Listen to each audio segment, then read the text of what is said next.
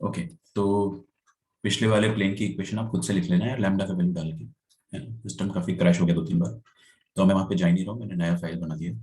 ठीक है, तो अब अपन कुछ कॉमन लाइंस की इक्वेशन देखते हैं। मान लीजिए मैं एक लाइन बोलता हूँ आपको, that line is perpendicular to the Z axis. That line is perpendicular to the Z axis, something like this. ऐसे ये लाइन जो है वो जेड एक्सिस के साथ 90 डिग्री का एंगल बना रही है। अगर ऐसा हो रहा है तो क्या हम इस लाइन की इक्वेशन लिख पाएंगे? Yes, why not. अगर मैं आपको कक्षा 11वीं में एक सवाल पूछता कि हमारे पास एक्स एक्सिस है, वाई एक्सिस है, और अगर मैं ये लाइन बोल देता जो कि parallel to the x axis है, तो इसकी लाइन क्या होती है? Y equal to constant. ध्यान से देखो, हर कोई अगर कोई line parallel to the x axis होती है तो इसकी इक्वेशन क्या बोलते हैं अपन? वाई इक्वल टू कांस्टेंट। तो उसी तरह से अगर वो parallel to the Y axis होती तो अपन उसको क्या बोलते हैं? X is equal to constant, है ना। मतलब एक्स कोऑर्डिनेट हमेशा उसमें कांस्टेंट रहेगा, बट यहाँ पे लाइन 3D में, तो 3D में है तो बहुत सारी चीजें सेम रहती है। यहाँ पर अपन इस लाइन की इक्वेशन में z को तो जरूर कांस्टेंट पाएंगे, बट x और y कांस्टेंट नहीं रहेगा। जैसे कि अपन ये वाला पॉइंट लेते हैं, तो यहाँ पर y कोऑर्डिनेट कुछ होगा, x कोऑर्डिनेट कुछ होगा, बट z कोऑर्डिनेट हमेशा सेम रहने वाला है। क्योंकि z कोऑर्डिनेट क्या होता है? z coordinate is the distance from the coordinate axis, from the origin. ऐसा सोच लो ना, ये लाइन का y एक्सिस से जो डिस्टेंस है वो हो जाएगा, ये तो हमेशा सेम रहेगा। तो z कोऑर्डिनेट हमेशा सेम रहने वाला है। तो आपको अगर कभी भी ऐसी लाइन की इक्वेशन लिखनी है, तो ये लाइन पहले तो किस खूबसूरत पॉइंट से पास कर रही है, वो खूबसूरत पॉइंट आप ले लो। एक भी कोई खूबसूरत पॉइंट ले लो, ठीक है। तो खूबसूरत पॉइंट कोई भी हो सकता है। मान लो ये वाला पॉइंट ले लिया आपने, ये वाले पॉइंट का कुछ ना कुछ एक्स कोऑर्डिनेट होगा, कुछ ना कुछ वाई कोऑर्डिनेट होगा, कुछ ना कुछ जेड कोऑर्डिनेट होगा। जो जेड कोऑर्डिनेट होगा वो हमें पता है Z1 होगा, ठीक है। अच्छा, आप ये वाला पॉइंट भी ले सकते हो, लेकिन ना मैं अभी यही वाला पॉइंट लेता हूँ, x1 y1 और z1। ओके, नाउ क्या ये जो रेड वाली लाइन है, इसका x एक्सिस के साथ जो एंगल बन रहा है वो अपन लिख सकते हैं? मतलब इसके ये जो रेड वाली लाइन है, इसके डायरेक्शन कोसाइन या डायरेक्शन रेशियोज, तो मैं डायरेक्शन कोसाइन लिख सकता हूँ।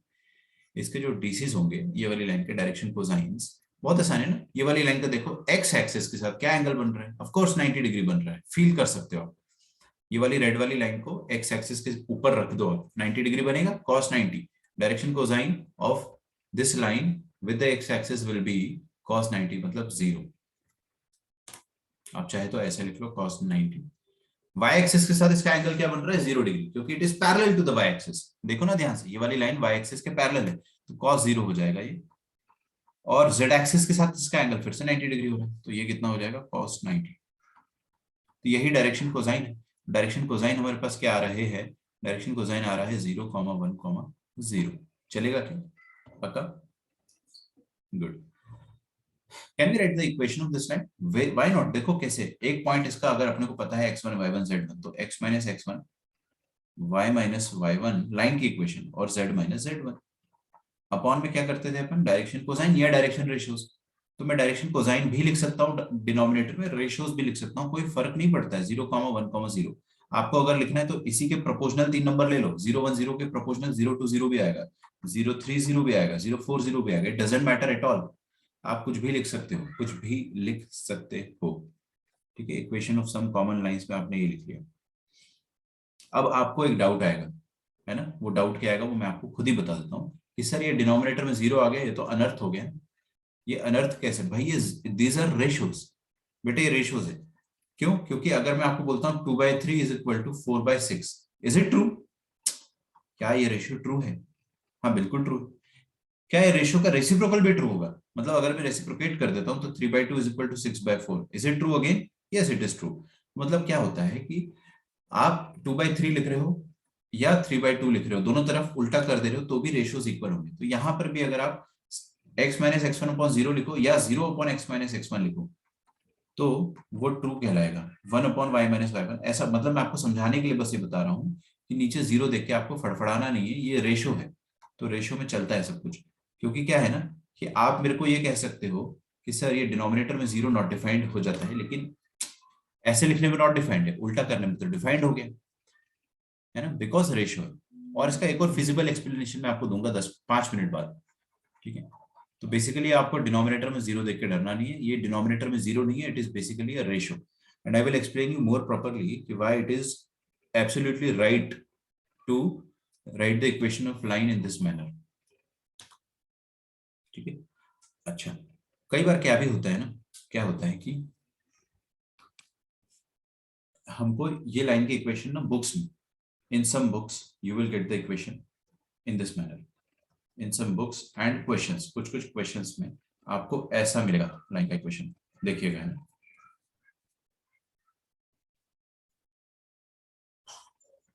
x minus x1 upon 0, y minus y1 upon 1, ठीक है,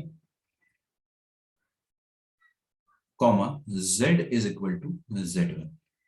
ये भी एक तरीका होता है भाई इक्वेशन लिखने का। The same equation sometimes will be written in this manner. तो इसमें देखो अपन समझते हैं कि चल क्या रहा है। पहली बात तो ये तीनों रेशियोज बराबर है, तो ये तीनों रेशियोज किसी ना किसी नंबर के बराबर होंगे, लेट अस से लैम्डा के बराबर होंगे। ठीक है, तो ये वाला रेशियो और ये वाला रेशियो आपस में बराबर है, ये भी लैम्डा के बराबर होंगे। और z is equal to z1 इस बात को दर्शा रहा है कि z is always equal to z1। जैसे कि अपन 2D में, आई रिपीट 2D में, आई रिपीट अगेन 2D में जब मैं आपको पैरेलल लाइन देता था तो क्या होती थी, y इज ऑलवेज कांस्टेंट, क्योंकि it is parallel to the x axis. तो उसी तरह से z इज ऑलवेज कांस्टेंट देने का क्या मतलब, it is parallel to the y axis, photo से अगर आप देख पाए तो ऐसी पैरेलल लाइन जो है ना उसको अपन ऐसे भी लिखते हैं, z is equal to constant. तो कई बार ऐसा होता है कि हमारे पास इक्वेशन ये दोनों ऐसे दी जाती है और z is equal to z1 अलग से दिया जाता है। तो आप इसको रीराइट कर सकते हो, यू कैन रीराइट कि अगर आपको दिया हुआ है the line is this comma this, तो आप तीनों को एक साथ लिख सकते हो।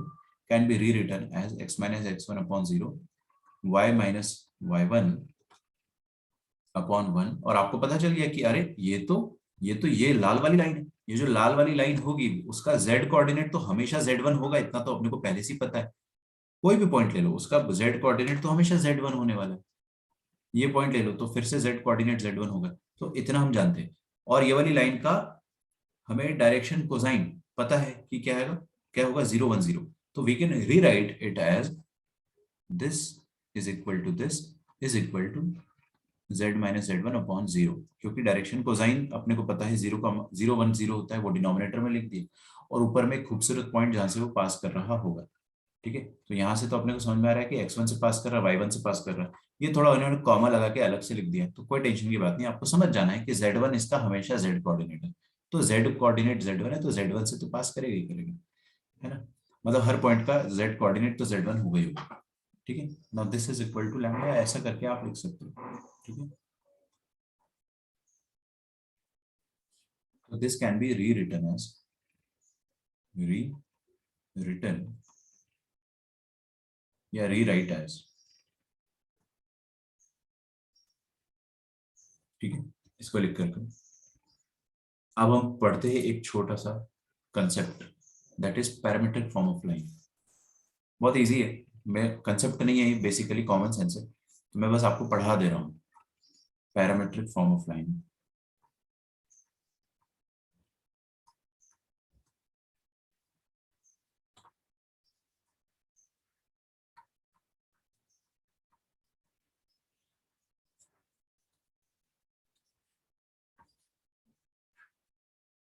Parametric form of line.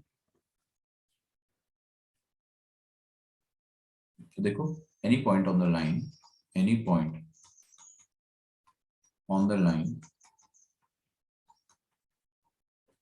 x minus x1 upon a is equal to y minus y1 upon b is equal to z minus z1 upon c can be assumed as। देखो पहली बात तो ये लाइन है, ये तीनों बराबर है, देखो आगे प्लीज, ये तीनों बराबर है तो इन तीनों को अपन लैम्डा मान सकते हैं, है ना, बिल्कुल मान सकते हैं। तो अगर तीनों को लैम्डा मान लिया मैंने, इज इक्वल टू लैम्डा, ये मैंने मान लिया ना से, तो इस लाइन पर कोई भी पॉइंट को अपन कैसे अज्यूम कर सकते हैं, any point on the line can be assumed as, can be assumed as, देखो देखो इधर इधर देखो, हाँ ये पहला वाला जो रेशियो है ये भी लैम्डा के बराबर है। तो यहां से आपको क्या मिलेगा, दोनों को इक्वेट करने से, देखो ध्यान से, a into lambda x minus x1 is equal to a into lambda. ठीक है, x का वैल्यू क्या आ जाएगा, a lambda plus x1, check करो खुद से दिमाग लगाओ। इसको और लैम्डा को इक्वेट करेंगे तो x का वैल्यू यही आएगा, a लैम्डा प्लस x1। और y का वैल्यू कितना आ जाएगा, b लैम्डा प्लस y1,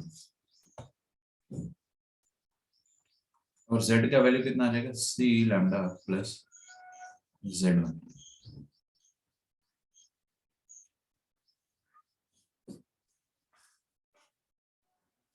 ठीक है क्या?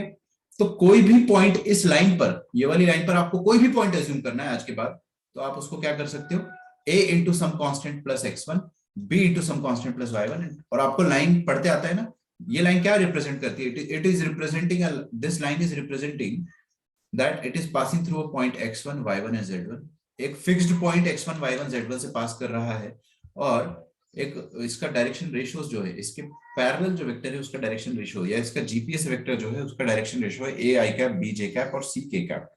तो उस लाइन पर कोई भी पॉइंट एज्यूम करना है तो आप ये एज्यूम कर सकते हो।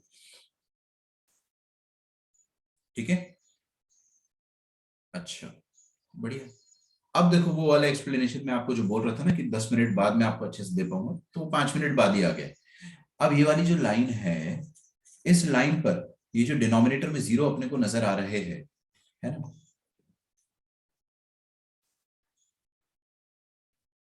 सर इसका वेक्टर वेक्टर इक्वेशन खोल के यही मिलेगा, हाँ इसका वेक्टर इक्वेशन आप आराम से लिख सकते हो।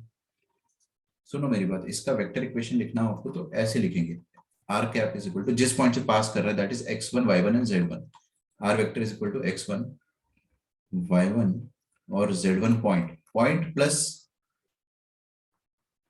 Lambda times the parallel vector a I cap, b J cap और सी के कैप। ठीक है, ये आ जाएगा,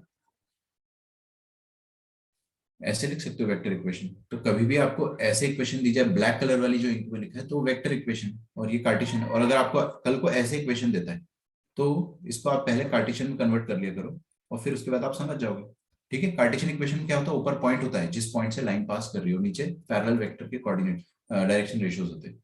अच्छा, वन मोर थिंग, देखो यहाँ पे ये वाली जो लाइन है इसको अपने लैम्डा से इक्वेट करो ना, इस लाइन पर कोई भी जनरल पॉइंट अगर आपको अज्यूम करना है ना, जैसे आपने कोई जीरो से दिक्कत हो रही थी नीचे, अब नहीं होगी।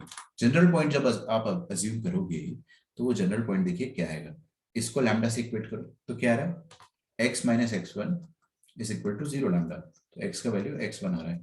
ठीक है, y minus y1 is equal to 1 lambda, तो ये y का वैल्यू कितना आ रहा है, lambda plus y, general point दिख रहा है आपको, और z minus z1 is equal to 0 lambda, तो z is equal to z1 आ रहा है।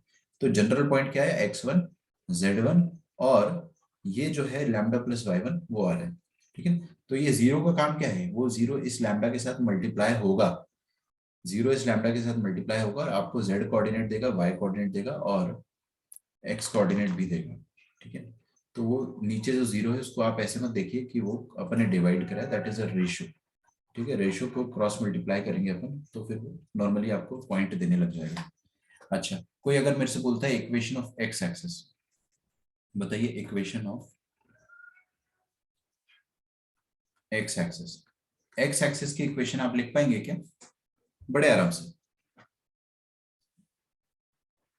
देखो एक्स एक्सिस एक ऐसी लाइन है जो कि ओरिजिन से पास करती है, तो खूबसूरत पॉइंट क्या हो गया, ओरिजिन इटसेल्फ, नहीं आ रहा समझ में, एक्स एक्सिस जो है वो ओरिजिन से पास करती है तो खूबसूरत पॉइंट हो गया ओरिजिन। तो this is the x axis, this is y axis and this is definitely z axis, और ये ओरिजिन से पास करती है एक्स एक्सिस 0,0,0, और एक्स एक्सिस के अलोंग एक खूबसूरत वेक्टर जो है वो क्या है, आई कैप।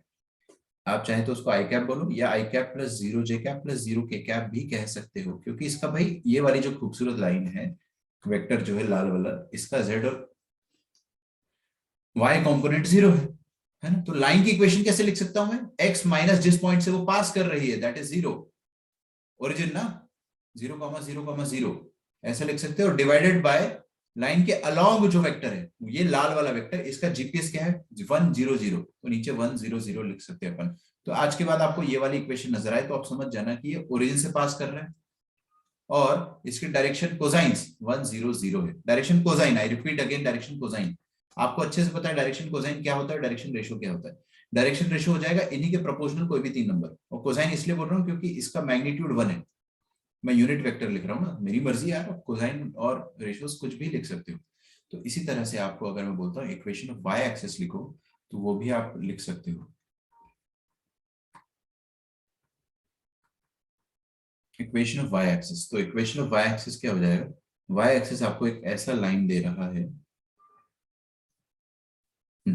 ये क्या हो जाएगा, जे कैप, 1 जे कैप, मतलब 0 आई कैप प्लस 1 जे कैप प्लस 1 के cap.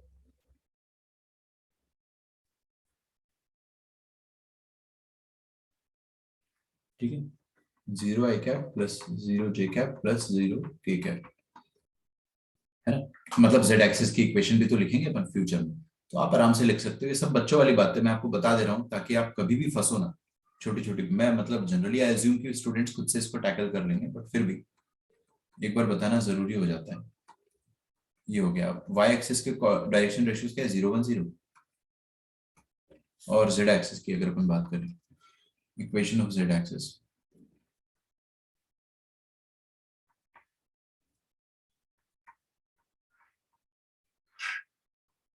Equation of z axis क्या हो जाएगा, आप सब बहुत अच्छे से जानते हैं कि क्या होने वाला है, तो मैं आपको एक्सप्लेन नहीं करूंगा, I will just right it down. आपको डाउट रहता है तो आप बिल्कुल पूछेंगे मेरे से। ये 0 0 0 से पास कर रहे हैं, तीनों एक्सेस 0 0 0 से पास कर रही है, और ये तीनों lines basically, x axis is a line ना, और इसका डायरेक्शन कोसाइन क्या हो जाएगा, मतलब इसके अलोंग कोई भी एक खूबसूरत वेक्टर का coefficient 0 0 1, this is the equation of z axis. ठीक है, डिनोमिनेटर में 0 देख के डरना नहीं, that is there to give you the ratio और गिव यू द पॉइंट। ठीक है, तो आपको मैं एक सिंपल सा क्वेश्चन देता हूँ, वेरी इजी क्वेश्चन, देखते हैं कि हमसे कितनी देर में सॉल्व होता है। x-2/3 equals to z-1 upon 2 and y is equal to 2, ये दिया हुआ है आपको। तो क्वेश्चन है द लाइन फर्स्ट पार्ट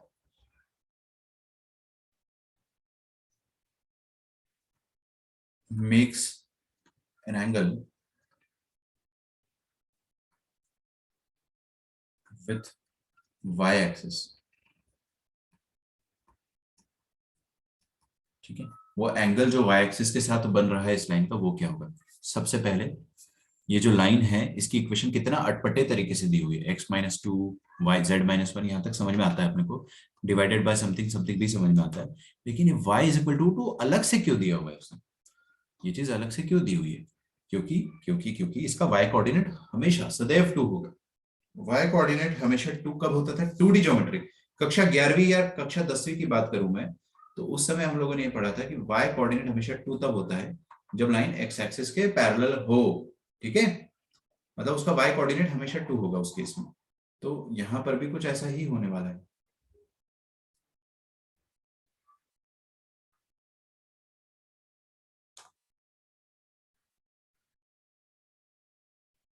तो ये x एक्सिस, ये हो गया y एक्सिस, और ये हो गया z एक्सिस। ठीक है, अब आपको क्या बोला गया है कि y इज इक्वल टू 2, मतलब एक ऐसी लाइन है जरूर जो कि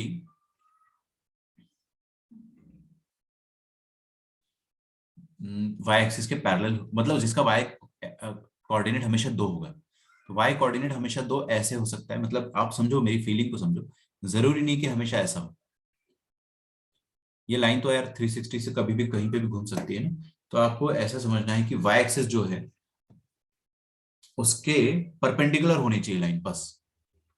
जरूरी नहीं है कि वो z एक्सिस के भी परपेंडिकुलर हो या x एक्सिस के पैरेलल हो हमेशा, है ना। ये चीज आपको फील करनी पड़ेगी, बिकॉज ऐसा है कि हमारे पास ये है y एक्सिस और इसके पैरेलल आपको, सॉरी, इसके परपेंडिकुलर लाइन होनी चाहिए।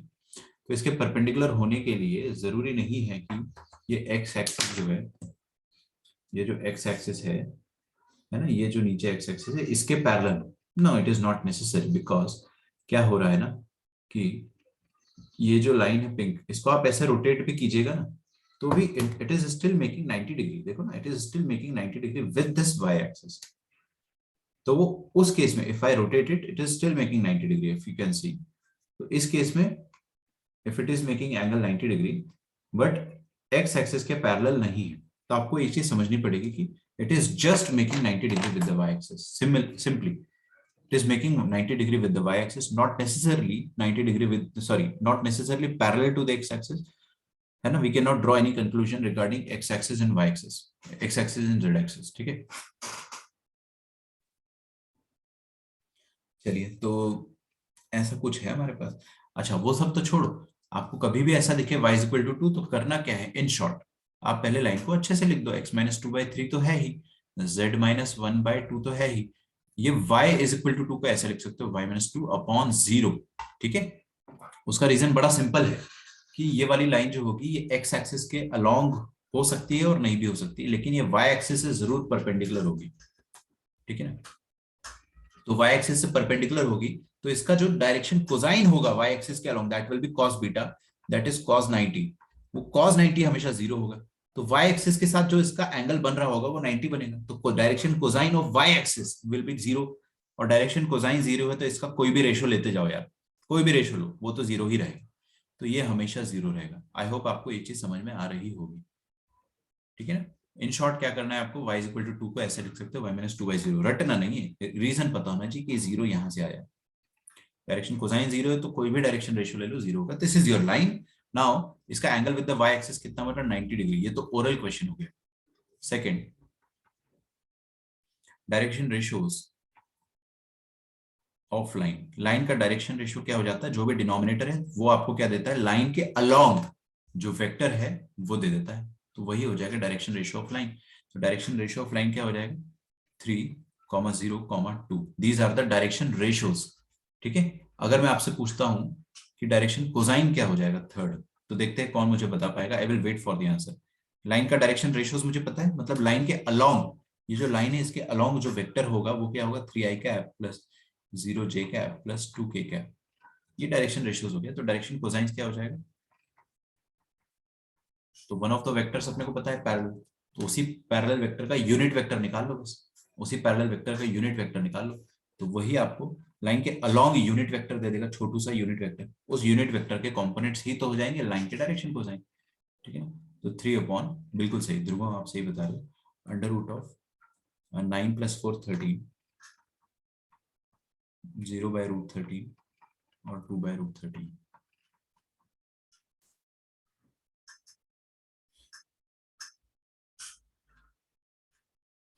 ठीक है। और मैं आपको फोर्थ बोलता हूं, a point on the line, कोई भी trivial point on the line, a point on the line. अगर आपको मैं बोलता हूं कि इस लाइन पर रखा हुआ कोई भी एक खूबसूरत पॉइंट बता दीजिए, तो आप गधे नहीं हो ना, और हम भी गधे नहीं। आपको पता है कि ये 2 1 2, ये तो एक पॉइंट जरूर है इस लाइन पर, ठीक है। तो आपको कभी भी एक ट्रिवियल पॉइंट अज्यूम करना है इस लाइन पर, तो हम है ना ज्यादा दिमाग नहीं लगाएंगे, हम डायरेक्टली जो क्वेश्चन में इक्वेशन दे रखी है that we will use 2 and 2, please इसको आप लिख डालिए।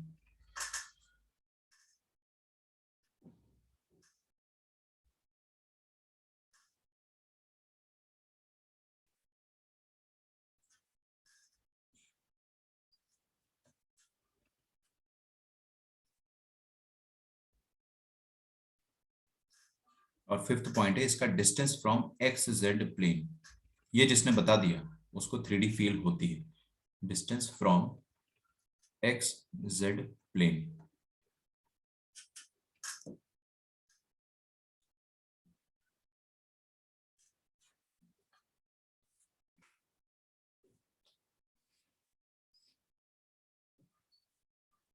Point, distance from x z plane, देखो हो क्या रहा है कि ये है अपना x z plane, this is the x z plane, तो इस प्लेन से इसका जो डिस्टेंस होगा वो ये होगा, है ना। और इस लाइन का, ये लाल कलर की लाइन का वाई कोऑर्डिनेट हमेशा 2 है, वाई कोऑर्डिनेट क्या हो जाता है, ये वाला डिस्टेंस जो होता है वाई कोऑर्डिनेट होता है, वो हमेशा 2 है। तो आप कितना भी उसको दे दो, ये वाला डिस्टेंस जो इसका रहेगा एक्स जेड प्लेन से जो डिस्टेंस रहेगा वो 2 यूनिट रहेगा, ठीक है ना। तो एक्स जेड प्लेन के हमेशा 2 यूनिट ऊपर रहने वाला है, distance from the x z plane equal to 2 units, ठीक है।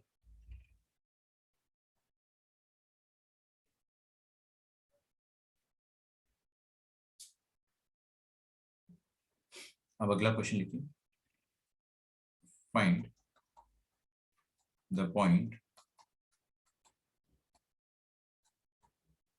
वेयर द लाइन,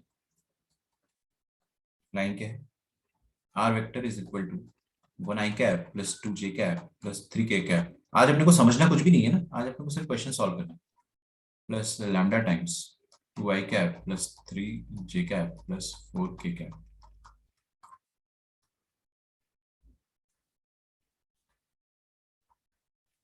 ठीक है, cuts the x z plane.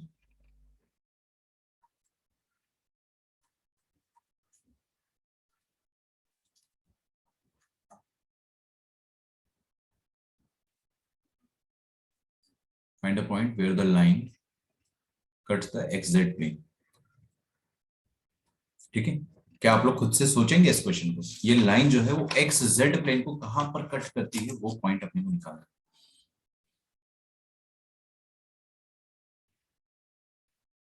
सोचो, आपको मैं 60 सेकेंड्स देता हूं, आप आराम से सोच सकते हो।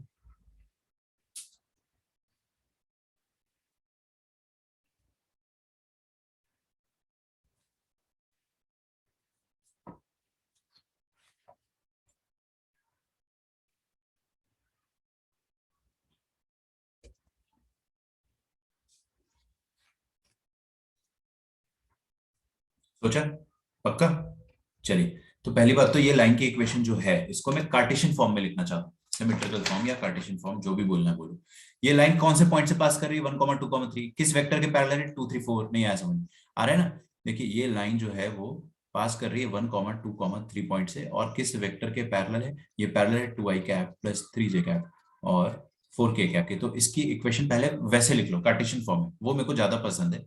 x-1 y-2 और z-3 अपॉन इसके डायरेक्शन रेशियोज क्या हो जाएंगे? लाइन के डायरेक्शन रेशियो मतलब ये जीपीएस के direction ratios, ratios I repeat ratios, है ना? कोसाइन नहीं लिख रहा हूँ क्योंकि वो कोसाइन आप लिख सकते हो, कोई दिक्कत नहीं, आप यहाँ पे डायरेक्शन कोसाइन भी लिख सकते हो, क्योंकि इसके पैरेलल तो यूनिट वेक्टर भी होगा ना इसका, वो भी लिख सकते हो, मेरे को कोई दिक्कत नहीं है। बट डायरेक्शन कोसाइन बहुत घटिया होते हैं।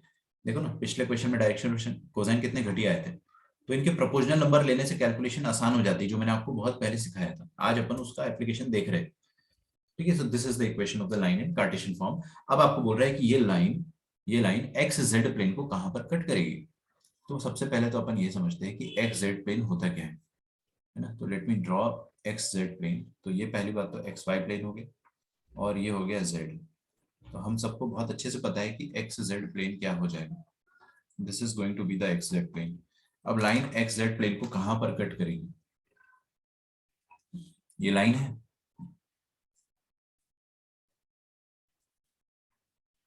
अद्वैत में कोई बताओ कि जब लाइन एक्स जेड प्लेन को जहां पर कट करेगी, है ना, वो पॉइंट मैंने ये मान लिया पी, उस पॉइंट का कौन सा कोऑर्डिनेट जीरो होगा? कोई एक कोऑर्डिनेट जरूर जीरो होगा।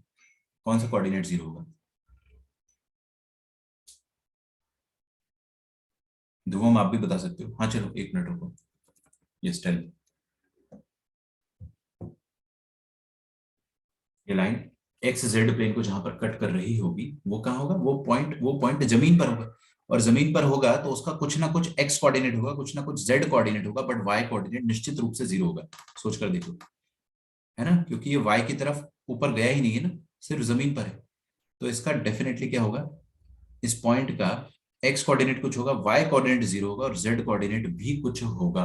आई डोंट केयर एक्स क्या है, वाई एक्स क्या है और जेड क्या है, बट वाई जीरो होगा। तो ये पॉइंट पी को उस पर रख देंगे अपन लाइन पे। Put this point P on the line. ठीक है, पॉइंट पी को अपन लाइन पे रख देंगे। ये जो एक्स कोऑर्डिनेट है इसको अपन x1 मान लेते हैं, और जो जेड कोऑर्डिनेट है इसको अपन z1 मान लेते हैं। क्या दिक्कत है? ठीक है, तो देखो इधर देखो प्लीज। ये जो रेशियो होता है वो लैम्डा के बराबर होता है ना? तो ये वाला रेशियो भी लैम्डा के, ये भी लैम्डा के बराबर, और ये भी लैम्डा के बराबर। बस आज अपने को वो लैम्डा मिल जाएगा। देखो कैसे, आप अगर इसमें पुट करोगे, put P x1, 0, z1 on the line, तो क्या आ जाएगा? x1 - 1/2, और y की जगह यहाँ पे जीरो रखो। देखो प्लीज, जैसे ही y की जगह जीरो रखोगे चमत्कार हो जाएगा, अपने को लैम्डा ही मिल जाएगा, 2 - 2/3, और z1 -3/4।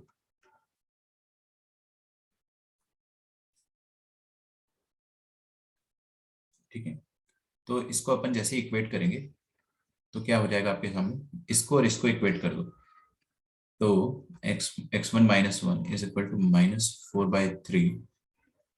ठीक है, एंड इसको और इसको इक्वेट कर दो तो -2/3। अच्छा सॉरी, इसको ऐसा लिख दो चलो, है ना, ताकि कंफ्यूजन ना हो आपको। z1 minus 3/4। ठीक है, दोनों को जैसे ही अपन इक्वेट करेंगे तो x1 minus 1 is equal to minus 4/3। तो x1 is equal to 1 plus minus 4/3, और यहाँ पे हो जाएगा माइनस 8/3। तो z1 minus 3 is equal to minus 8/3। तो यहाँ से आ जाएगा z1 is equal to 3 minus 8/3। तो पॉइंट x1 आ गया अपने पास, कितना आ गया माइनस 1/3, और z1 आ जाएगा अपने पास 3 3 9 9 माइनस 8 1/3। तो पॉइंट x1 y1 भी आ गया अपने पास, माइनस 1/3 कॉमा 0 कॉमा 1/3। तो कभी भी आपको एग्जैक्ट प्लेन वाला क्वेश्चन आएगा, कर लो। लाइन और प्लेन का इंटरसेक्शन आज अपन ने पहली बार निकाला। सोच के देखो ना, किसी लाइन का और किसी प्लेन का इंटरसेक्शन आज हमने पहली बार निकाला। ठीक है, बट क्योंकि प्लेन बहुत खूबसूरत है इस कारण हमको दिक्कत नहीं गई। सर मैंने क्वेश्चन भेजा है वो बता दो, इस क्वेश्चन के बाद नहीं, क्लास के बाद बताऊंगा मैं, प्लीज क्लास के बाद आप रुकिए, मैं आपको जरूर बता दूंगा। क्वेश्चन नंबर 10 आगे बढ़ते। अब हम सीखेंगे point of intersection of plane and line. ठीक है, find the vector equation of line which passes through the origin and intersect the line this at right angle. एक लाइन है जो ओरिजिन से पास कर रही है और इस लाइन को राइट एंगल पे इंटरसेक्ट कर रही है। अच्छा ये वाला क्वेश्चन है, चलो देख लो, बता दूंगा मैं ना, अनजाने जाने अनजाने में आपका क्वेश्चन का डाउट भी मैं बता दूंगा, बिकॉज वो भी एक स्पेशल केस है। पॉइंट ऑफ इंटरसेक्शन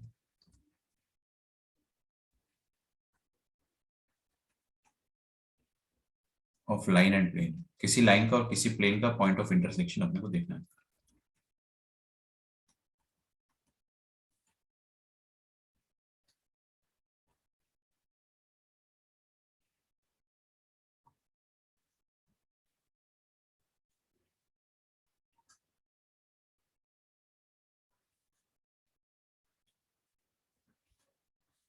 देखिए ये रहा अपने पास एक plane, a x plus b y plus c z plus d equals to 0, और ये रही हमारे पास एक लाइन।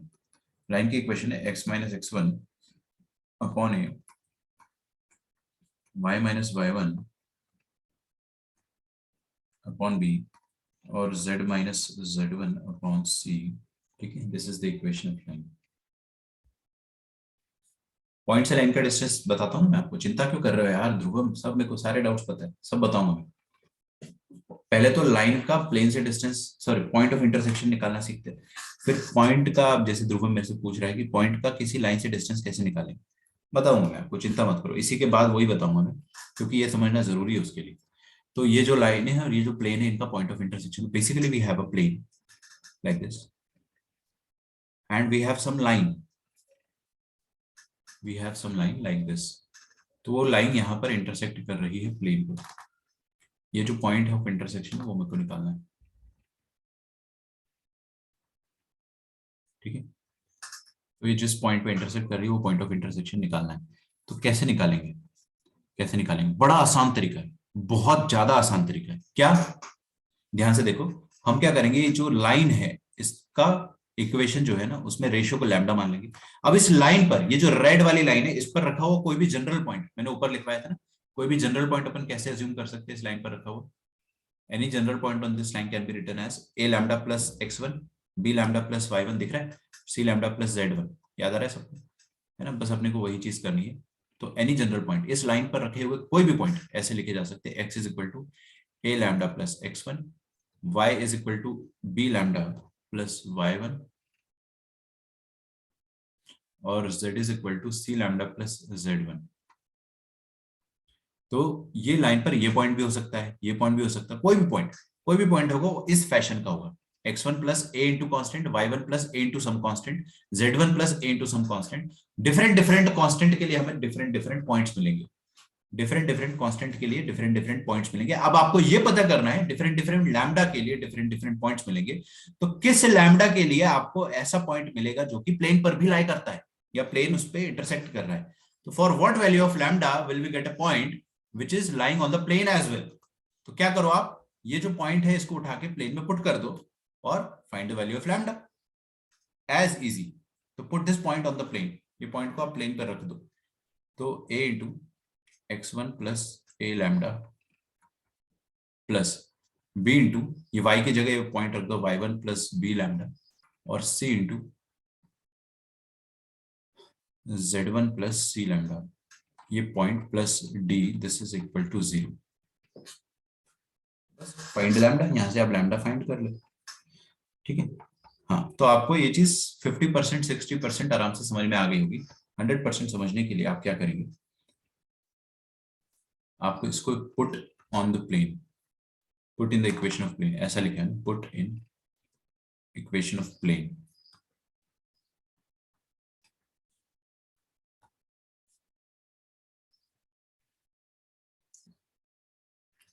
तो लिखिए फाइंड द पॉइंट। अच्छा ध्रुवम, अभी मैंने आपको ये जो क्वेश्चन बताया ना, अब आप खुद से थोड़ा सा सोचो, है ना, 5 मिनट का समय है आपके पास, ये क्वेश्चन करो, 5-10 मिनट सोचते रहो कि आपने जो मेरे से पूछा था अब हो पाएगा क्या। Any general point on the line अगर अपने को पता है तो सोच के देखो थोड़ा सा।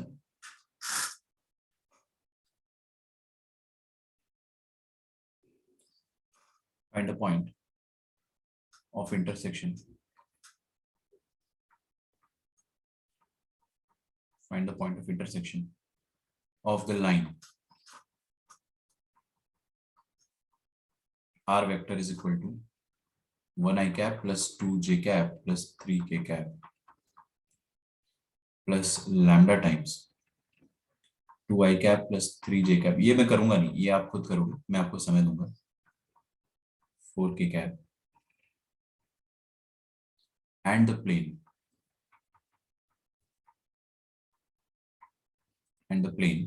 x plus y plus z is equal to 0।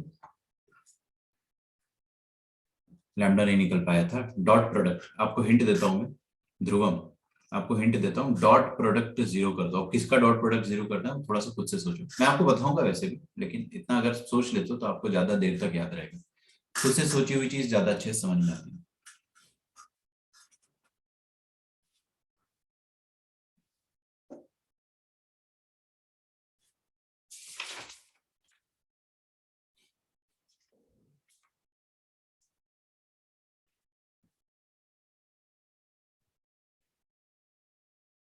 ठीक है, find the point of intersection of the line and the plane.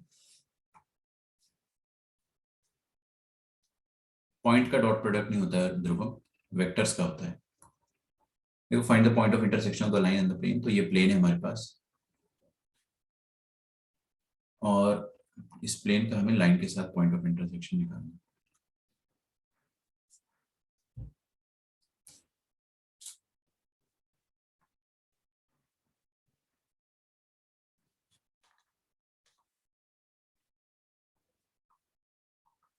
तो ये पॉइंट ऑफ इंटरसेक्शन निकालना है। ये लाइन क्या है, ये लाइन की जो इक्वेशन है देखो प्लीज, सबको सामने देखो, ये रेड वाली लाइन की इक्वेशन में कार्टेशियन फॉर्म में लिख रहा हूँ, कोई रोना मत। x-1 किस पॉइंट से पास करें, 1 2 3, तो x-1 y-2 z-3 आया समझ में, अपॉन 2 3 4, ये ऐसा आ जाएगा। ठीक है, ये हो गई इसकी इक्वेशन, और इसको अपन लैम्डा के बराबर कर सकते हैं क्या, बिल्कुल कर सकते हैं। ठीक है, लैम्डा के बराबर कर दूं तो इस लाल वाली पॉइंट पे कोई भी पॉइंट अज्यूम कर लो यार, कोई भी पॉइंट आप कैसे अज्यूम कर सकते हो, any point on the line, any point, any point on the line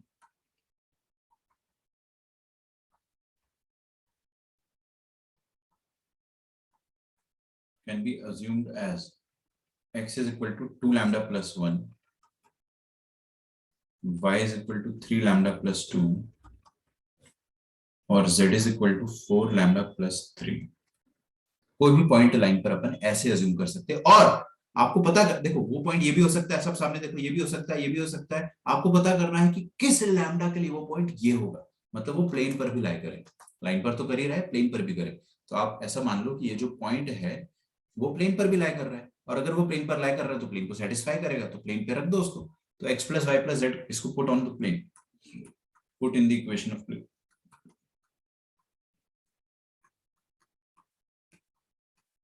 ठीक है, तो इसको आप x plus y plus z मतलब 2 lambda plus 1 plus 3 lambda plus 2 plus 4 lambda plus 3,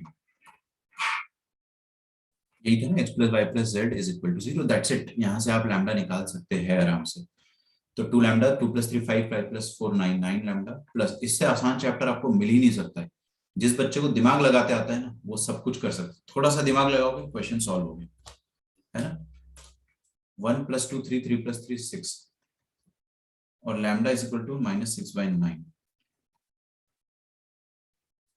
ठीक है।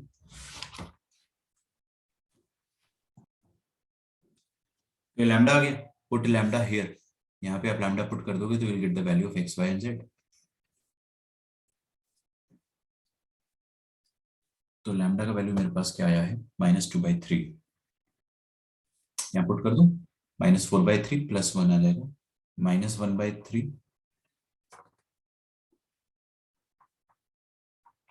0 एंड 1/3।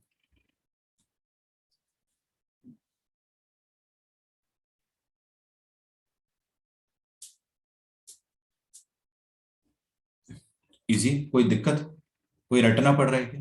रटना पड़ रहा है तो समझ में नहीं आया, अभी तक कुछ भी अपन ने रटा नहीं, कुछ फॉर्मूले बस हम लोगों ने शायद याद करे होंगे, अदरवाइज वी आर गुड, ठीक है। कुछ 3 4 क्वेश्चंस देखते हैं, मैं आपको एक अलग वैरायटी के 2 3 सवाल दिखा देता हूँ, फिर मैं आपको छोड़ दूंगा और फिर आपका ये लेक्चर भी खत्म हो जाएगा, चैप्टर भी खत्म हो गया, 2 3 क्वेश्चंस और चैप्टर खत्म हो गया। चैप्टर तो वैसे कल ही खत्म हो गया था, बट ये कुछ मिसलेनियस से क्वेश्चन है जो आपको परेशान कर सकते थे। Find the equation of line,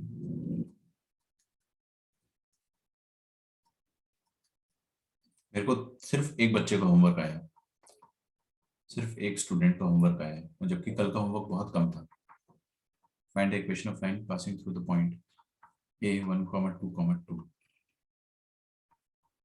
and parallel to the planes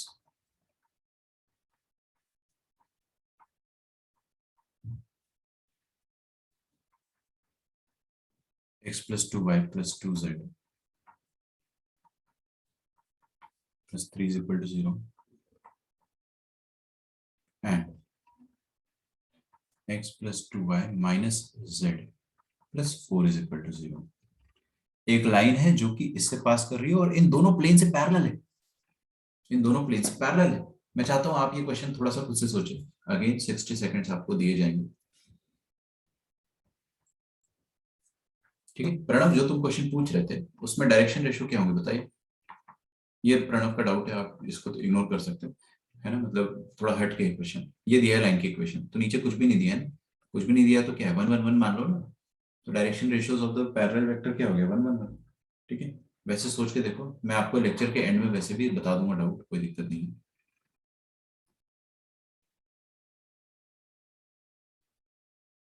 आज रिचा नहीं आई है क्लास में,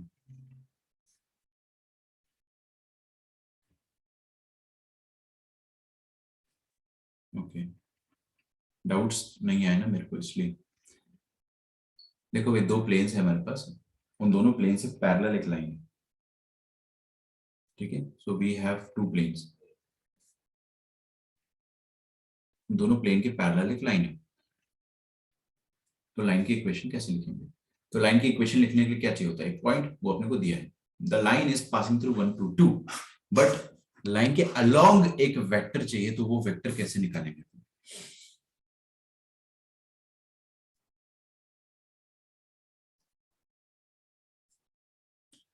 लाइन के अलोंग वेक्टर कैसे निकालिएगा, बताइए मुझे। देखो,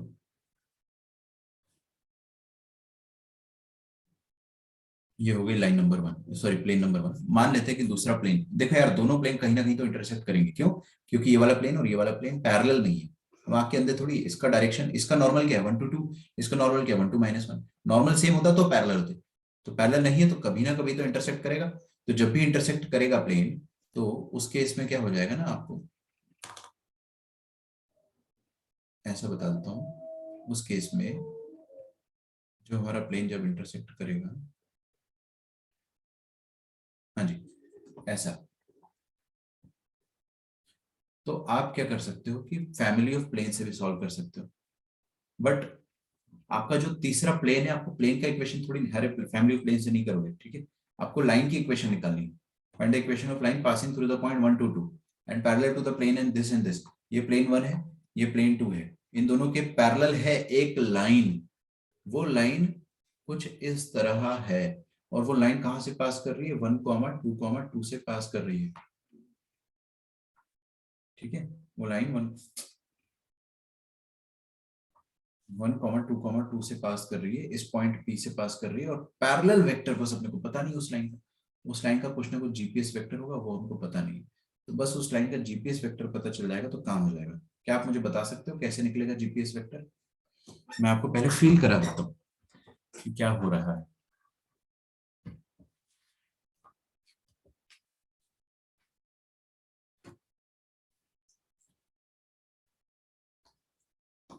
देखिए, this is the these are two planes, और ये जो बीच वाली लाइन है ना, ये लाइन जो है इसी के अलोंग एक लाइन आप इमेजिन कर रहे हो, ठीक है।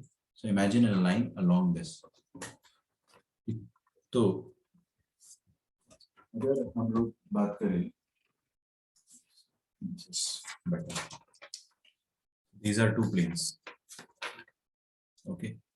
अब आपको इन दोनों प्लेन्स के पैरेलल एक लाइन ढूंढनी है, इस तरीके से एक लाइन जो कि ये वाले प्लेन और ये वाले प्लेन दोनों के पैरेलल हो। पैरेलल मतलब इनको इंटरसेक्ट ना करे, ना इस प्लेन को इंटरसेक्ट करे ना इस प्लेन को इंटरसेक्ट करे, तो मतलब parallel to both the planes होनी चाहिए। तो ये वाली लाइन जो बोथ द प्लेन्स के पैरेलल होगी, उसकी इक्वेशन निकालनी मुझे। समझ में आया मेरा फंडा क्या है? ये इक्वेशन निकालनी मुझे, ये इक्वेशन, ठीक है। चलो कैसे निकालेंगे, बहुत इजी। ये वाली लाइन जो है ये 1 2 2 से पास कर रही है, सो आई हैव अ पॉइंट, बस मेरे को पैरेलल वेक्टर मिल जाए। तो पैरेलल वेक्टर क्या होगा पता है आपको? इस प्लेन का नॉर्मल और इस प्लेन के नॉर्मल को आप पहले इमेजिन करो कहां पर हो। इस प्लेन का नॉर्मल होगा ऐसे, इस प्लेन का नॉर्मल होगा ऐसे।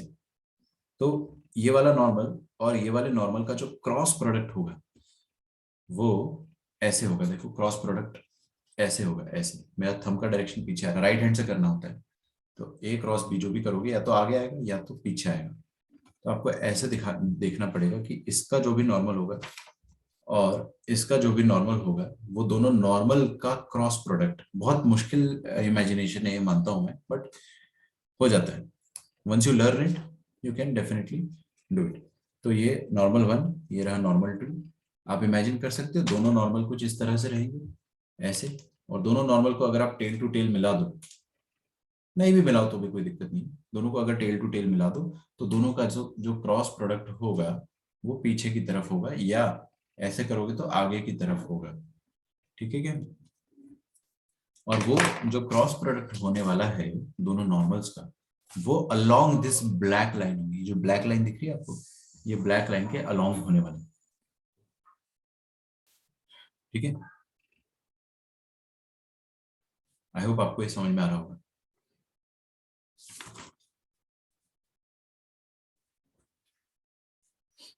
तो रेड वाले प्लेन का जो नॉर्मल होगा, थोड़ा फील करना पड़ेगा।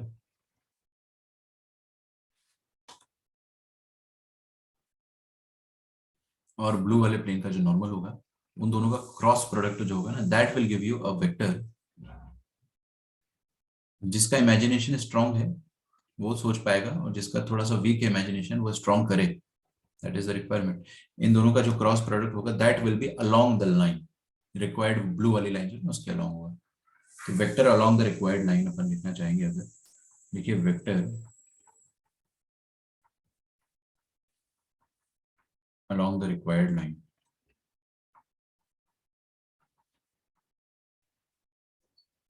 ये क्या हो जाएगा, n1 क्रॉस n2। मतलब n1 क्या है हमको पता है अच्छे से, रेड वाला जो प्लेन है वो, और ब्लू वाला जो प्लेन है उसका नॉर्मल वेक्टर।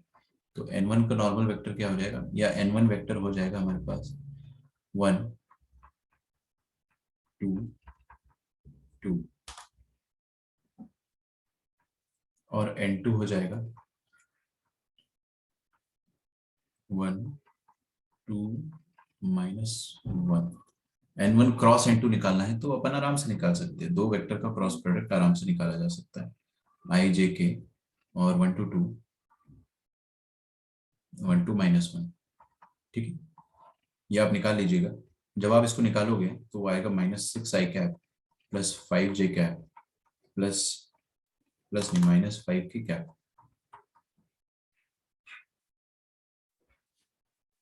ठीक है, तो ये फील हुआ, दोनों का क्रॉस प्रोडक्ट क्योर करा है अपन, दोनों का क्रॉस प्रोडक्ट जो होगा वो इस ब्लैक वाली लाइन के अलोंग होगा। ठीक है, हवा में होगा लेकिन अलोंग होगा। तो अपने को एक ये जो लाइन निकालनी थी, इसका पॉइंट पता है, जिस पॉइंट से पास कर रही है उसका पैरेलल वेक्टर पता है, 6 -6 5 और -5। लाइन की इक्वेशन लिख सकते हैं अपन अब, therefore the equation of required line.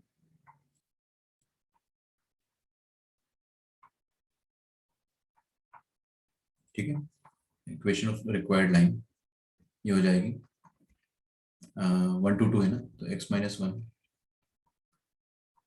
y-2 और z-2 whole thing divided by -6 5 और -5।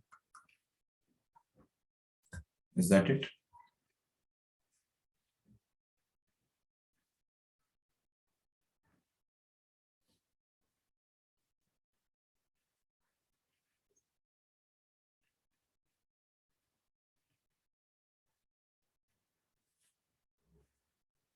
एक डिफिकल्ट क्वेश्चन देता हूँ मैं आपको, आप घर से कीजिएगा, अगर किसी को नहीं समझ में आता है तो मुझसे पूछेंगे। सर वो ऊपर -5 कैसा है?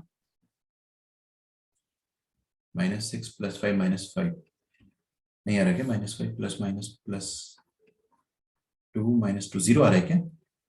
हाँ सर, के कंपोनेंट नहीं आ रहा है।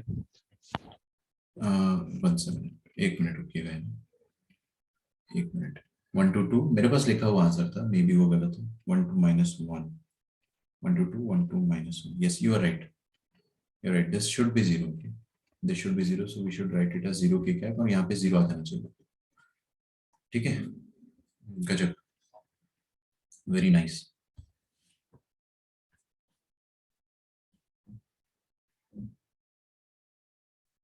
ठीक है, तो ये आदित्य ने करेक्ट करके बताया, इसको आप प्लीज सही कर लें। Aditya is back.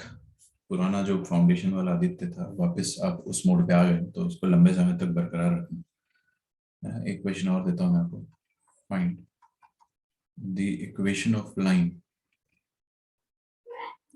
Equation of line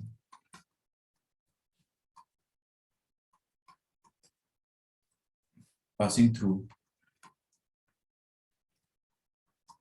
0, 0, 0 and perpendicular to the line x-1/2 is equal to y+2। मैं थोड़ी सी क्लास एक्सटेंड करूंगा है ना, तो this is going to last for a day, मतलब आज के दिन ही रहेगा बस ये, फिर आपका नॉर्मल टाइमिंग जो है वो वापस हो जाएगा। एंड पैरेलल टू, तो उसमें मेरे को क्या एक्सटेंड करने में दिक्कत नहीं जाती, यहाँ पे आपका लंच ब्रेक होता है, बट ठीक है यार, एक दिन थोड़ा कम खा लेना। आपका नेक्स्ट लेक्चर केमिस्ट्री का है ना?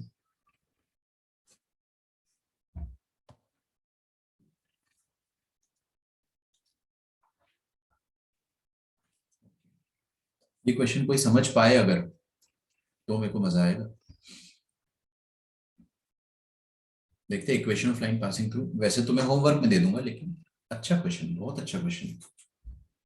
ठीक है, एकदम 100% यूज ऑफ ब्रेन आपका हो सकता है यहाँ पे। It's a very easy question.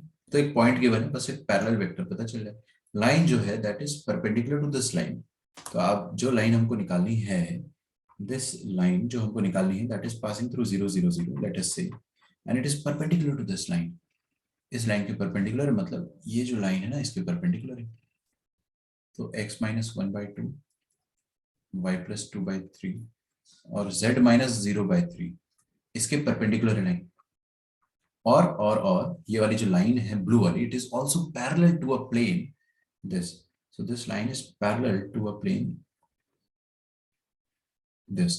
What is this plane? x - y plus z is equal to 0। ठीक है क्या? सेम क्वेश्चन मेरे प्री बोर्ड में आया था, सेम क्वेश्चन क्या? ठीक है, अच्छी बात है। देखो यार, पहले मेरी बात को आप समझो हर कोई। तो ये जो ब्लू वाली लाइन है, इसका इस पर रखा हुआ एक पॉइंट हमको पता है, बस इसके अलोंग हमको एक वेक्टर मिल जाए।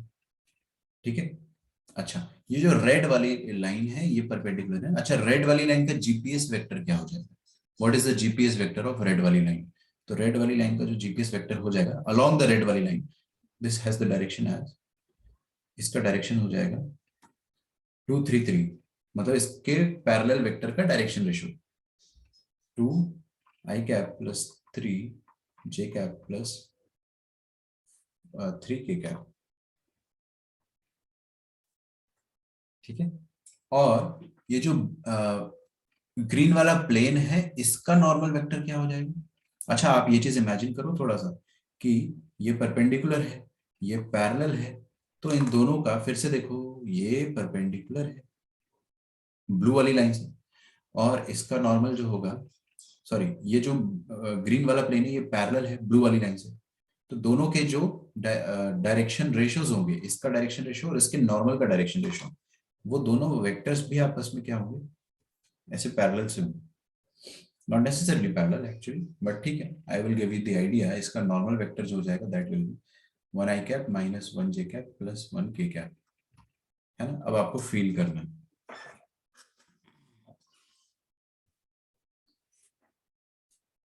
कैसे फील करोगे? ये जो प्लेन है ना ग्रीन वाला, ये ग्रीन वाला प्लेन कैसा भी हो सकता है, एक लाइन और एक प्लेन पैरेलल कैसे भी हो सकते हैं। ठीक है, तो एक लाइन और एक प्लेन कैसे भी पैरेलल हो सकते हैं, ये चीज आपको पता होनी चाहिए। बताता हूँ आपको, थोड़ा सा थांबा करो। हम्म। देखिए, तो पहले तो ग्रीन वाला प्लेन और ब्लू वाली लाइन, इनके बारे में अपन थोड़ी सी चीज समझते हैं। ये ब्लू वाली लाइन और ये ग्रीन वाला plane, this is the plane. ठीक है, तो ये दोनों पैरेलल है। तो जरूरी नहीं कि नीचे वाला जो प्लेन हो एकदम फ्लैट हो, ऐसा भी तो हो सकता है, या ऐसा भी तो हो सकता है। प्लेन और लाइन अभी भी पैरेलल है, अभी भी पैरेलल है, अभी भी पैरेलल है, और अभी भी पैरेलल है। समझ रहे हो? तो कैसे भी इसको मैं घुमाऊं तो it can be parallel in any manner. समझ में आ रहा है? पक्का? अच्छा, तो ये ग्रीन वाली लाइन हो गई, आप ग्रीन वाला प्लेन हो गया, मान लीजिए वो ऐसा है। अगर वो ग्रीन वाला प्लेन ऐसा है तो इस ग्रीन वाले प्लेन का नॉर्मल वेक्टर कैसा होगा? वो भी इसके साथ साथ ऐसे चलता जाएगा। तो अगर ग्रीन वाला प्लेन ऐसा है तो नॉर्मल ऐसा है, अगर ऐसा है तो नॉर्मल ऐसा है। ठीक है, तो ये एन है, ये जो आपका दिखा स्क्रीन पे जो एन लिखा है ना, this is this N, this is the normal, ये नॉर्मल। अच्छा, तो ये जो नॉर्मल वेक्टर है और जो हमारी रिक्वायर्ड लाइन है, उस रिक्वायर्ड लाइन को आप ब्रेन में फिट कर लो। I won't be drawing it again, मैं यहाँ पे यूज नहीं करूंगा उसका। जो लाल कलर वाली लाइन है उसका भी कुछ ना कुछ वेक्टर है, दिख रहा है आपको? फील कर पा रहे हो? ये पूरा असेंबली आप 3D में अगर फील करोगे, पूरा असेंबली अगर आप 3D में फील करोगे तो कुछ ऐसा हो रहा है। लाल वाली लाइन के पैरेलल ये, या समझ लो यही है लाल वाली लाइन, और ये है plane, this is the plane. लाल वाली लाइन और ये प्लेन कैसा भी हो सकता है। इस प्लेन का नॉर्मल ले लेता हूँ, इस प्लेन का नॉर्मल ये रहा। वो नॉर्मल कैसे भी हो सकता है, कैसे भी, है ना, प्लेन के अकॉर्डिंगली। तो आप ध्यान से देखोगे कि ये जो ग्रीन वाली लाइन है और ये जो प्लेन है, इनके नॉर्मल को टेल टू टेल मिला देंगे अगर अपन, तो इनका क्रॉस प्रोडक्ट जो आएगा, इन दोनों का जो क्रॉस प्रोडक्ट आएगा, that will be along the required line, वो रहेगा रिक्वायर्ड लाइन के अलोंग ऐसे। ठीक है, it's very difficult imagination, I can understand, but अगर अपन साइड से देखेंगे, यहाँ से अगर आप अपनी आंखें लगाते हो, ठीक है, और आप यहाँ से अगर देखते हो तो क्या होगा? ये आपकी आई है, अगर आप साइड से देखते हो तो आपको लाइन कैसी दिखेगी? ब्लू वाली लाइन एक डॉट की तरह नजर आएगी, ब्लू वाली लाइन एक डॉट की तरह नजर आएगी, और ये जो ब्लैक वाला नॉर्मल वेक्टर है वो कुछ ऐसे नजर आएगा, है ना? Because plane will be something like this, plane will be something like this, और ये नॉर्मल वेक्टर है, और जो रेड वाला लाइन है ना, रेड वाली लाइन के अलोंग जो वेक्टर है, ये रेड वाला वेक्टर, ये आपको कुछ ऐसे नजर आएगा। आई कैन नॉट से, मतलब समथिंग लाइक दिस। लाइन के परपेंडिकुलर लाइन तो कुछ भी हो सकती है, कितनी भी बना सकता हूँ, है ना? तो उनमें से कोई एक लाइन है और ऐसा हो सकता है कुछ। ठीक है, सो दिस इज दिस वेक्टर। ये वेक्टर को मैं थोड़ी देर के लिए बी वेक्टर बोल देता हूँ। तो ये है वो B vector, that is 2 I cap plus 3 J cap plus 3 के कैप, और ये है वो नॉर्मल वेक्टर। ये सबसे डिफिकल्ट क्वेश्चन है इमेजिनेशन पॉइंट ऑफ व्यू से, and this is the last question जो आपको इमेजिनेशन जिसमें ज्यादा करना है। तो एन वेक्टर हो जाएगा 2i cap plus 3j cap plus 3k cap. ठीक है, अब ये जो ब्लैक और ब्लू वाला वेक्टर है, ब्लैक और रेड वाला वेक्टर है ना, इनका क्रॉस प्रोडक्ट जो होगा, इनका क्रॉस प्रोडक्ट जो होगा ना, वो आपको क्या देगा, एक देखो A cross B, that will give you the a vector along the line blue. ये ब्लू वाली लाइन के अलोंग आपको एक वेक्टर मिल जाएगा। ठीक है, इस ब्लू वाली लाइन के अलोंग आपको वेक्टर मिल जाएगा। So this is the imagination that you have to go through in some of the questions, और ये आपके बोर्ड एग्जाम्स में भी आते हैं ऐसे क्वेश्चंस। ठीक है, तो ये वेक्टर और ये वेक्टर का जो क्रॉस प्रोडक्ट होगा, आपको पहले इमेजिन करना। देखो देखो देखो प्लीज, ये जो वेक्टर है और ये वेक्टर है, they are not parallel, they are not parallel, they are not parallel. पहली बात तो देखो, वो अगर पैरेलल होते तो ये इसका लैम्डा टाइम्स होता, जाहिर सी बात है। तो they are not parallel, they are making some angle. ये वो कुछ, ये और ये ऐसा कुछ एंगल बना रहे हैं। इनका जो भी क्रॉस होगा that will be along the blue line. किसी को अगर ये पॉइंट क्लियर नहीं हो रहा तो मेरे से प्लीज अभी दोबारा पूछ लो। तो normal vector along, normal vector along the blue line, along, मैं यहाँ पे लिख देता हूँ blue line, will be N cross B, N और बी का क्रॉस प्रोडक्ट। ठीक है, तो what is N and what is B, इन दोनों का क्रॉस प्रोडक्ट अपन लिख देंगे। तो एन क्या है अपने पास 2 3 एंड 3, एंड बी क्या है 2, I made a mistake, normal है, sorry, normal is this one, 1 - 1 और k, तो 1 - 1 और k। बस ये जो ब्लू वाली लाइन है इसके अलोंग आपको जो नॉर्मल वेक्टर मिलना चाहिए था वो मिल रहा है। वो कैसे मिल रहा है आपको, n क्रॉस b से। ठीक है, तो plus minus plus n cross b, निकाल लो इसको, n क्रॉस b को आप आराम से निकाल लोगे। मैं आपको डायरेक्टली आंसर बता देता हूँ, 6 1 - 5 आ रहा है, 6 1 - 5 k कैप। ठीक है, तो लाइन की इक्वेशन क्या हो जाएगी, line is passing through, therefore the equation of line, equation of line passing through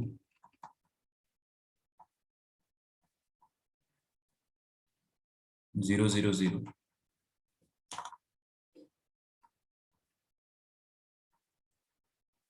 and parallel to 6i cap plus 1j cap minus 5k cap is x minus 0 equals to y minus 0 equals to z minus 0 upon 6 1 minus 5। ठीक है, तो it's a good question, मैं homework में देना चाह रहा था लेकिन मैंने नहीं दी।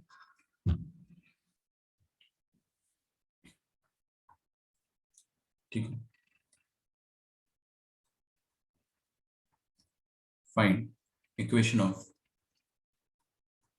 लाइन। देखो मैं चाहूँ तो एक दो क्वेश्चन अभी लास्ट वाले छोड़ सकता हूँ, मैं आपको बोल देता हूँ कि चैप्टर खत्म हो गया, बट मेरा ये मानना है कि ये दोनों क्वेश्चंस कर लेने चाहिए अपने। ठीक है ना, थोड़ा सा एक्सटेंड होगा, थोड़ा सा पेन होगा, but pain is temporary. Find the equation of line of intersection. और वैसे भी हमारी क्लास क्या 15-20 मिनट्स लेट ही स्टार्ट हो पा रही है, तो थोड़ा तो एक्सटेंड करना बनता है। दो प्लेन्स का प्लेन ऑफ इंटरसेक्शन, कभी आपने ऐसा सोचा है कि अगर हमारे पास दो प्लेन्स है, इन दोनों प्लेन्स का जो लाइन ऑफ इंटरसेक्शन होता है, ये जो बीच में लाइन दिख रही है ना, ये वाली जो लाइन दिख रही है, ये वाली लाइन की इक्वेशन कैसे निकालिएगा।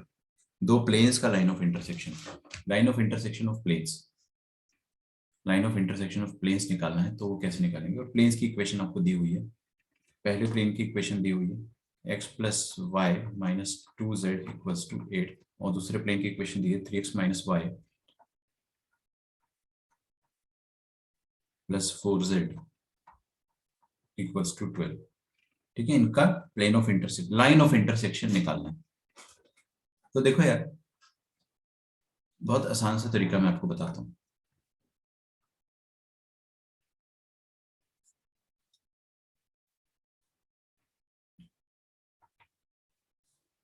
सबसे पहले एक पॉइंट एक वेक्टर चाहिए अपने को, बहुत इजी क्वेश्चन, वेरी इजी है ना। मैं इसमें आपको एक जुगाड़ बताऊंगा, ये जुगाड़ आपको शायद ही कहीं मिलेगा। ये दोनों प्लेन्स है, इन प्लेन्स की ये वाली लाइन चाहिए आपको, ठीक है, ये वाली, this line we want, this line. तो इस लाइन के अलोंग एक वेक्टर निकालना है, तो कैसे निकालोगे? इस लाइन के अलोंग आपको अगर एक वेक्टर निकालना है तो कैसे निकालोगे? n1 cross n2, normal, normal का क्रॉस करोगे तो वो आपको क्या देगा? n1 cross n2 will give you definitely the vector along the line, this वाली लाइन के अलोंग वेक्टर। तो normal vector, sorry parallel vector तो आ गया मेरे पास। पैरेलल वेक्टर विल बी, लिखिए, vector along the line of intersection, the line of intersection, दोनों की line of intersection के अलोंग जो वेक्टर है वो तो हमको लिखिए, vector along the line of intersection will be n1 cross n2, है ना, वो तो निकल जाएगा। बट एक खूबसूरत पॉइंट चाहिए, एक खूबसूरत पॉइंट चाहिए। कैसे निकालोगे पॉइंट? दोनों प्लेन्स जो है उनका पॉइंट ऑफ इंटरसेक्शन वाली लाइन जो है उस पर रखा हुआ, इस लाइन पर रखा हुआ एक खूबसूरत पॉइंट चाहिए मेरे को, ये वाली लाइन पर रखा हुआ एक खूबसूरत पॉइंट। सो ये जो बीच में लाइन है, इस लाइन पर रखा हुआ एक सुंदर सा पॉइंट चाहिए। यार देखो, दुनिया की कोई भी लाइन, दुनिया की कोई भी लाइन, ये लाइन ले लो, ये लाइन ले लो ना, ये लाइन, आपका रूम देख रहे हो, आपके रूम में बिल्ट इन XYZ एक्सेस होता है। रूम का एक कॉर्नर पकड़, एक कॉर्नर यहाँ पे कहीं भी होगा ना रूम का, वो पकड़ लो, उस कॉर्नर को ओरिजिन बोल दो, एक्स एक्सिस इधर, वाई एक्सिस इधर और जेड एक्सिस आपको मिल जाएगा। कोई भी एक मार्कर को ऐसे बीच में पकड़ो, ये जो लाइन होगी, ये लाइन, ये लाइन कभी ना कभी तो एक्स एक्सिस, वाई एक्सिस या जेड एक्सिस से इंटरसेक्ट होगी, सोच कर देखो, ठीक है, कभी ना कभी तो एक्स एक्सिस, वाई एक्सिस और जेड एक्सिस से इंटरसेक्ट होगी, unless until it is not parallel to either of them, ठीक है। तो अगर मैं आपको 2D में फील कराता हूं तो देखो, ये लाइन है मेरे पास और ये लाइन है 2D में, ये एक्स एक्सिस है, वाई एक्सिस, सॉरी, और मैं एक लाइन बनाता हूँ, वो लाइन पैरेलल नहीं है, ना तो एक्स एक्सिस के पैरेलल है ना तो वाई एक्सिस के, तो कभी ना कभी तो वाई एक्सिस को और एक्स एक्सिस को कट करेगी। If it is not parallel to either of the axis, तो it is definitely going to intersect x axis and y axis at some point or the other.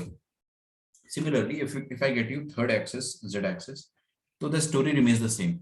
If our line is not parallel, if our line is not parallel to x axis, y axis or z axis, so it is definitely going to intersect either of the axis, x, y, z को कहीं ना कहीं तो cut करेगा, ठीक है। तो चलो, मैं एक्स वाई जेड एक्सिस की बात नहीं करता हूँ, किसी प्लेन को तो कहीं ना कहीं कट करेगा, अपन प्लेन के टर्म्स में बात करते हैं। जो भी लाइन होगी वो इस प्लेन को या फिर इस प्लेन को या फिर इस प्लेन को कहीं ना कहीं तो कट करेगी, ठीक है। अच्छा, तो ये हमारी जो रिक्वायर्ड लाइन है ना, for the time being let us assume that it is not parallel to either of the axis, तो वो कहीं ना कहीं इस प्लेन को कट करेगी, एक्स जेड प्लेन को, कहीं ना कहीं वो एक्स वाई प्लेन को भी कट कर सकती है, एक्स वाई प्लेन को भी कहीं ना कहीं कट करेगी। तो हम क्या करते हैं ना, ये जो लाइन ऑफ इंटरसेक्शन में निकाल रहा हूं उसका एक जुगाड़ बताता हूं मैं आपको। इसका जुगाड़ देखो,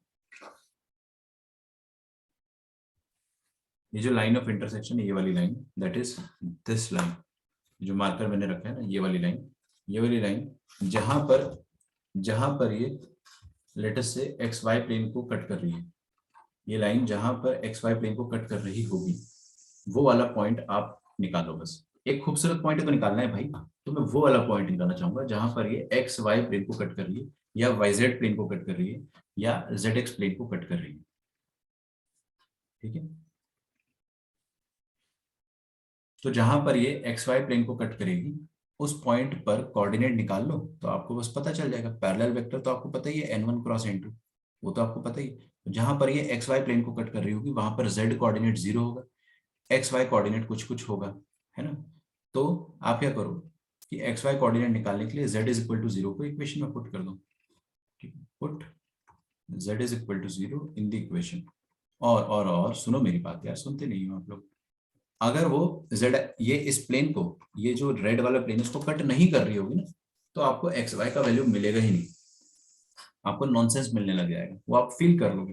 तो अपन एक चांस ले रहे हैं कि हम अज्यूम करते हैं कि ये एक्स वाई प्लेन को कहीं कट कर रही है, वहां पर उसका z कोऑर्डिनेट 0 होगा, तो इस z कोऑर्डिनेट को यहाँ पे पुट कर दो। जैसे ही आप पुट करोगे z कोऑर्डिनेट को वहां पे, तो देखो क्या हो जाएगा, x plus Y minus 2z, मतलब माइनस z की जगह 0 डाल दोगे तो 8, और 3x माइनस वाई और z की जगह 0 डाल दोगे अगर, तो आएगा 12। ठीक है, अब यहां से आप दो इक्वेशन, दो अननोन सॉल्व कर सकते हो ना आराम से। तो यहां से आप x का वैल्यू निकालोगे 5 आएगा और y का वैल्यू 3 आएगा, कर लेना, और z का वैल्यू 0 आया ही। तो ये लाइन जो है एक खूबसूरत पॉइंट जिससे पास कर रही थी वो अपने को पता चल गया। What is that point? 5,3,0, 5,3,0। ठीक है, तो लाइन की इक्वेशन कैसे लिख सकते हैं अपन? x माइनस 5, y माइनस 3 और z माइनस 0 अपॉन लाइन के अलोंग जो वेक्टर है वो लिख डालो। तो लाइन के अलोंग जो वेक्टर है वो मैं अभी निकालूंगा, n1 क्रॉस n2 में कोपचे में निकाल लेता हूँ, और क्योंकि मेरे पास तो आंसर है तो I will save your time and my time. I cap J cap के, कहाँ गया के कैप, 1 1 माइनस 2, पहला नॉर्मल ये है, दोनों प्लेन के नॉर्मल, 1 1 माइनस 2, 3 माइनस 1 4,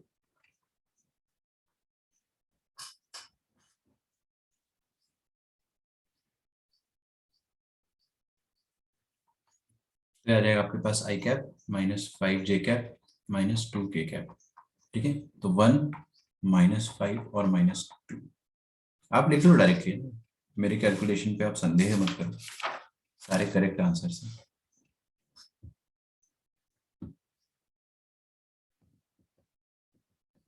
तो ये क्या मिला आपको? दो प्लेन का लाइन ऑफ इंटरसेक्शन। दो प्लेन का क्या होता है? लाइन ऑफ इंटरसेक्शन होता है।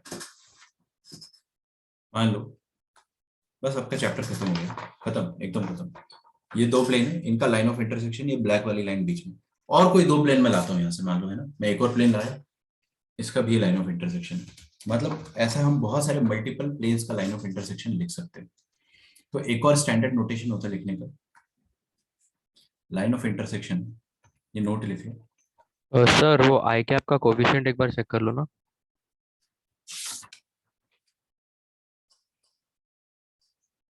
4 माइनस 2, 2 आएगा ना, 2 आएगा, थैंक्स, यहाँ 2 लिख लेना है। आदित्य नायर इज इनफॉर्म, ठीक है, गुड।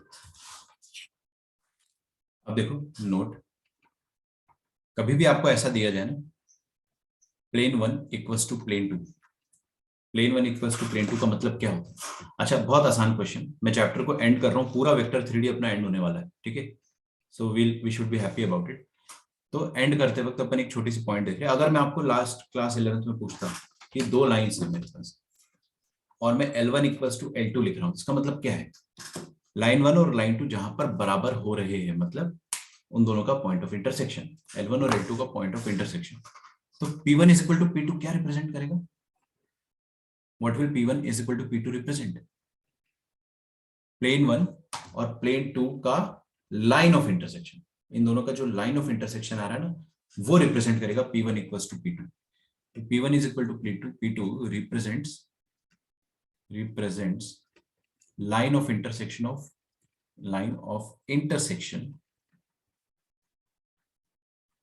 of plane 1 and 2। तो दो प्लेन्स का लाइन ऑफ इंटरसेक्शन, तो ये है क्या? This is basically a line, ठीक है। और लाइन ऑफ इंटरसेक्शन निकालना मैंने ऊपर वाले क्वेश्चन में सिखा दी, वो आप निकाल लेंगे आराम से। तो लाइन ऑफ इंटरसेक्शन दो प्लेन का कैसे निकालते हैं? तरीका, नॉर्मल वेक्टर का क्रॉस प्रोडक्ट करोगे तो वेक्टर अलोंग द लाइन आ जाएगा। पहला खूबसूरत पॉइंट निकालना है तो आप क्या करो, एक कोऑर्डिनेट कोई भी अज्यूम कर लो 0, बचे हुए दो कोऑर्डिनेट निकाल लेना, जुगाड़ है ना। बचे हुए दो कोऑर्डिनेट नहीं आ रहे, इसका मतलब वो प्लेन, जैसे कि यहाँ पर अगर नहीं आता ना, तो वो प्लेन एक्स वाई को नहीं कट कर रहा होता, सॉरी वो लाइन एक्स वाई प्लेन को नहीं कट कर रही होती, ठीक है। तो ये लास्ट क्वेश्चन आपके लिए होमवर्क, सच में होमवर्क है, प्रूव दैट द लाइंस। अब देखो लाइंस की इक्वेशन कैसे लिखी, 3x plus 2y plus z minus 5 equals x plus Y minus 2z minus 3, and ये वाली लाइन और ये वाली line 2x minus Y minus z is equal to 0 not 0 is equal to 7x plus 10y minus 8z। ये line 1 है, ये line 2 है। आपको प्रूव करना है कि ये दोनों लाइन परपेंडिकुलर है एक दूसरे से, are perpendicular to each other. कर दोगे आप? ये दो प्लेन्स है, इन दोनों प्लेन्स का लाइन ऑफ इंटरसेक्शन आपको दे रहा है। ये देखो इन दोनों प्लेन्स का लाइन ऑफ इंटरसेक्शन जो है वो अपने को मिल रहा है P1 P2 का। This is line 1, P1 P2 का लाइन ऑफ इंटरसेक्शन, और P3 P4 का भी कुछ लाइन ऑफ इंटरसेक्शन होगा, वो ये मिल जाएगा। तो दोनों को आपको परपेंडिकुलर प्रूफ करना है। तो यार क्या करो, इसके अलोंग वेक्टर निकल जाएगा और सेकंड वाली लाइन के अलोंग भी वेक्टर निकल जाएगा, उनका डॉट प्रोडक्ट, अलोंग में जो वेक्टर होंगे उनका डॉट प्रोडक्ट 0 करना है। ठीक है, तो that you can do it yourself. ठीक है, सो this is it all about vector in 3D। आपका वेक्टर 3D यहाँ पे कंफर्टेबली खत्म हो जाता है। मैंने कोई भी लेक्चर ऐसा नहीं या कोई भी टॉपिक ऐसा नहीं जो उड़ा दिया हो जल्दी सिलेबस कराने के लिए। इनफैक्ट मैंने ज्यादा ही पढ़ा है। कुछ चीजें ऐसी है जो एग्जाम में नहीं पूछी जाती, बट मेरे को क्या डर रहता है हमेशा कि अगर पूछ लिया तो मेरे स्टूडेंट्स को आना चाहिए। तो आज आपको क्या करना है, सिर्फ प्रैक्टिस करना है वेक्टर 3D का module. You have to solve this module, vector algebra और 3D। कल का कितने लोगों ने पूरा कर लिया कल का मॉड्यूल जो मैंने आपको होमवर्क दिया था? Everything is done. ध्रुवम, आपका जो डाउट है वो क्लियर हो गया ना? हाँ पूछो। रेज हैंड आपने कर ही दिया, मैं आपको बता देता हूँ लाइन और पॉइंट का जो। हाँ जी, तो मैंने कल आपको 95 तक क्वेश्चंस दिए थे करने को, 98 तक दिए थे ना, तो आपको आज करना 99 से लेकर 130। स्फीयर आपके सिलेबस में नहीं, छोड़ दो, तो 130 तक कर लो। आपको हार्डली 1.5 आवर्स लगेगा ये करने में, 1.5 आवर्स। दो पार्टिसिपेंट्स ने अपना हाथ ऊपर किया है, तो दोनों ही मुझसे डाउट पूछ सकते हैं। पूछिए मुझसे लावण्य।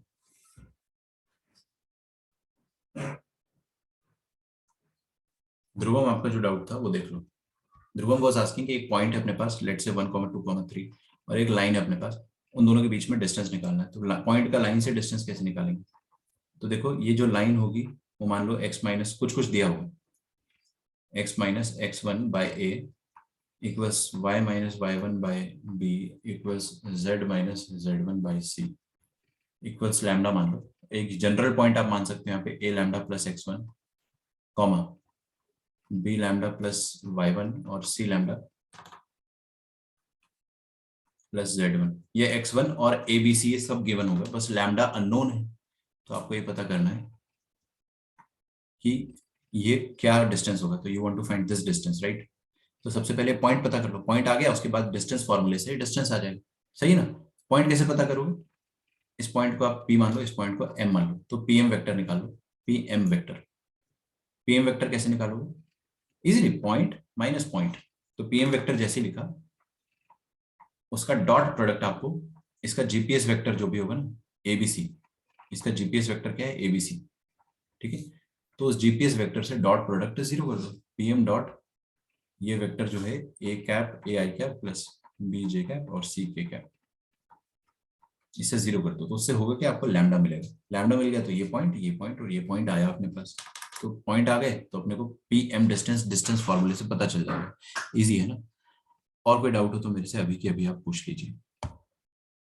प्रणव, आपका डाउट जो था आपको क्लियर हुआ है? मैं करके बताऊं? आई कैन वेट, मैं आपको करके बता सकता हूँ। जो लोग अभी लेक्चर छोड़ना चाहते हो, you can leave, you may leave, because अभी अपना टॉपिक हो गया खत्म, पूरा वेक्टर अलजेब्रा हो गया। आप कल पूरा ये मॉड्यूल 99 से 130 तक कर देना, लेवल 1, 1-1.5 घंटे में हो जाएगा। और आपको ये एकदम आर्ट एंड क्राफ्ट एक्सरसाइज जैसा लगेगा। It is that easy. बस सोचना है, सोचना है, सोचना है। मैंने तो आपको जो क्वेश्चन डिफिकल्ट वाले कराए है क्लास में, उससे आसान है मॉड्यूल में। ठीक है, तो ध्रुवम आपको ये समझ में आ गया डिस्टेंस कैसे निकाली? चलिए, तो लेक्चर में यहीं पे समाप्त करता हूँ। Lavanya, you are asking something, go ahead.